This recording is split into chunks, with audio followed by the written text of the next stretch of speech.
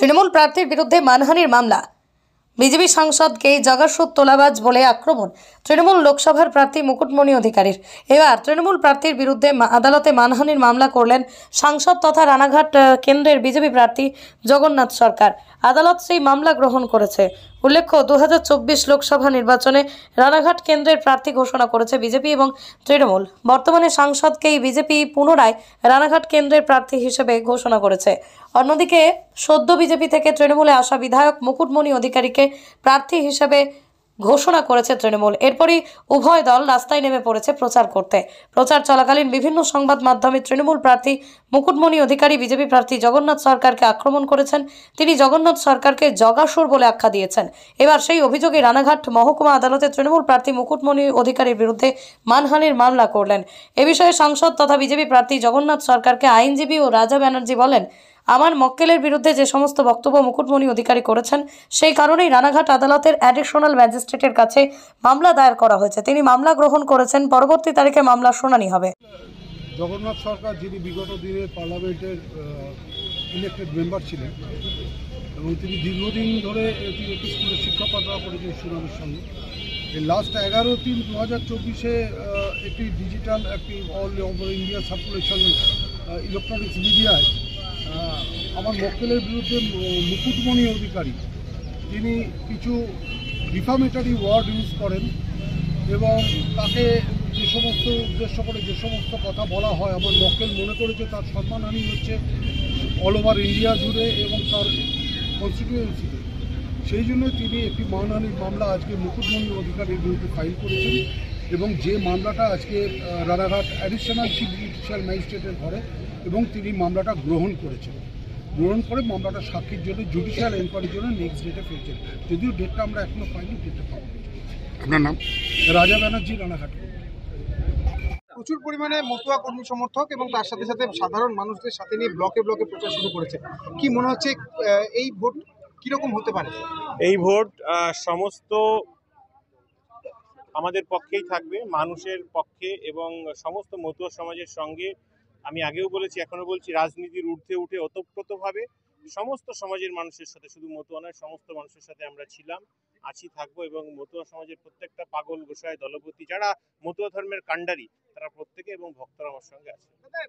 আপনিও ভোটে দাঁড়িয়েছেন, ওদিকে বিজেপি প্রার্থী জগন্নাথ সরকারও ভোটে দাঁড়িয়েছে, কিন্তু 5 বছর আগে 5 বছর ধরে তিনি সাংসদ ছিলেন।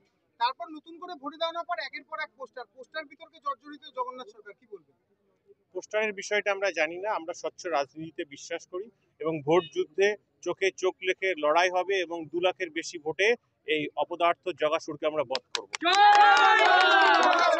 জগন্নাথ সরকার বারবার বলছেন আপনি এখনো পর্যন্ত রাজনীতি কিছু বোঝেন না, একদম সদ্য রাজনীতিতে এসেছেন, সে ব্যাপারে কি বলবেন? তিনি সম্পূর্ণ ঠিক। রাজনীতিতে চুরি, অসভ্যতামি এবং মানুষের ইমোশন নিয়ে খেলা, সেটা আমি এখনো শিখতে পারিনি।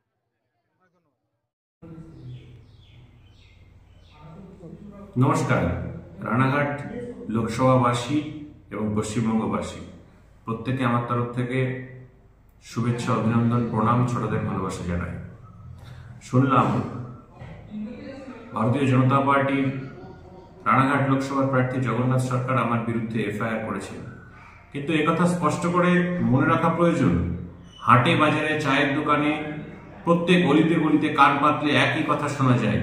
তাই ওনাকে 17 লক্ষ রানাঘাট লোকসভার ভোটারদের বিরুদ্ধে এফআইআর করতে হবে। তাহলে আজ উনি যেভাবে অধ্যত্ব প্রকাশ করেছেন তা অত্যন্ত নিন্দনীয় এবং আশা করি ভোটাররা তার জবাব দেবেন।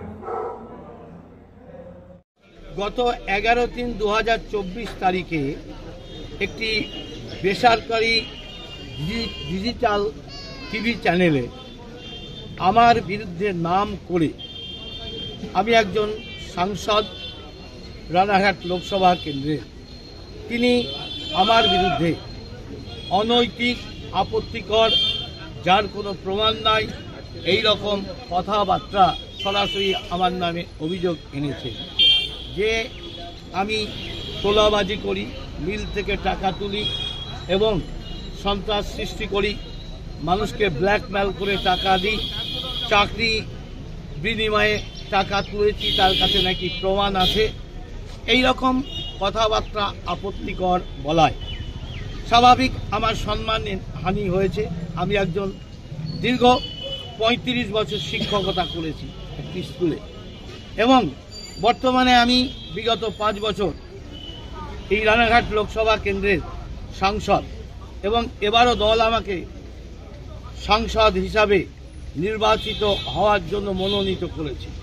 তাই এই রকম সময়ে আমার সম্মান হানিজনক কথাবার্তা যেটা আইন বিরুদ্ধ, তাই আমি তার বিরুদ্ধে ভারতীয় দণ্ডবিধির অনুসারে যে অপরাধটি করেছেন তার বিরুদ্ধে আমি আদালতে আজকে বিচারকের কাছে আমি বিচারের জন্য আবেদন, মামলাটি গৃহীত হয়েছে। তিনি হচ্ছেন মুকুটমণি অধিকারী।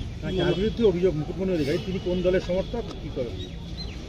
তিনি শোনা যাচ্ছে বিভিন্ন দেওয়ালে, আপনারাও দেখতে পাচ্ছেন, তিনি হচ্ছে তৃণমূল কংগ্রেসের লোকসভার সম্ভাব্য দলের ঘোষিত প্রার্থী। কি মামলা করলেন? আমি তার বিরুদ্ধে মানহানির মামলা করি। তার বলতে কার বলতে নামটা? মুকুটমণি অধিকারীর বিরুদ্ধে আমি মানহানি মামলা করি।